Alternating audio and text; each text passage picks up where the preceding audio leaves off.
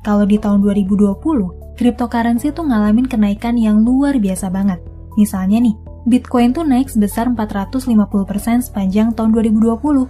Ethereum juga naik lebih dari 1000% nih dalam 1 tahun terakhir. Terus ada juga Yearn Finance nih, yang sempat mencapai rekor sampai 650 juta rupiah. Dari yang tadinya tuh cuma sekitar 10 jutaan rupiah doang. Kenaikannya tuh sampai 6.400% nih, cuma dalam waktu 3 bulan. Luar biasa banget ya. Ternyata kenaikan aset kripto ini tuh emang gak kalah gitu. Bahkan bisa dibilang melebihi kenaikan saham di tahun 2020. Tapi kamu pernah kepikiran gak sih? Sebenarnya apa sih kegunaan kripto?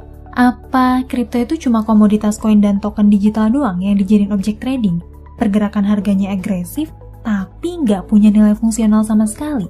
Atau jangan-jangan nih, sebetulnya kripto itu punya nilai kegunaan yang bisa bermanfaat secara real di masa depan?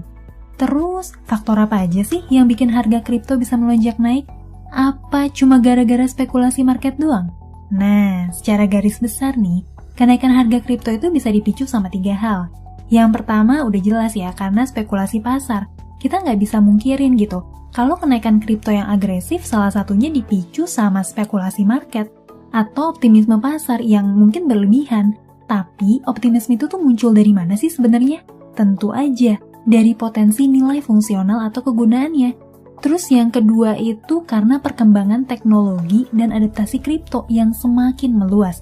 Dengan pengembangan teknologi dan adaptasi tersebut nih, potensi penggunaan kripto secara real dan luas di masa depan tuh jadi kelihatan semakin nyata. Dan hal ini tentu bisa bikin nilai ekonomi kripto tuh bertambah. Oh iya, poin kedua ini nih yang bakalan aku bahas secara mendalam di video ini. Dan faktor ketiga adalah karena nilai kelangkaan yang semakin tinggi.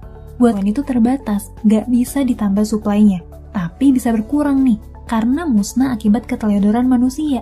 Dengan nilai market cap Bitcoin yang udah tembus 9.500 triliun, bisa dibilang nih, Bitcoin itu adalah komoditas paling langka dan paling liquid di dunia saat ini. Itulah 3 faktor yang bikin harga kripto terus ngalamin kenaikan. Nah, di video kali ini aku mau bahas lebih spesifik poin yang kedua. Sebenarnya teknologi kayak gimana sih yang ditawarin kripto kepada dunia?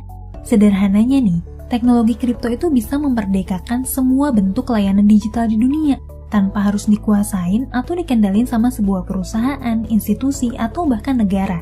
Biasanya nih, sebuah layanan digital itu kan dibikin sama perusahaan gitu ya, yang mempekerjakan para programmer.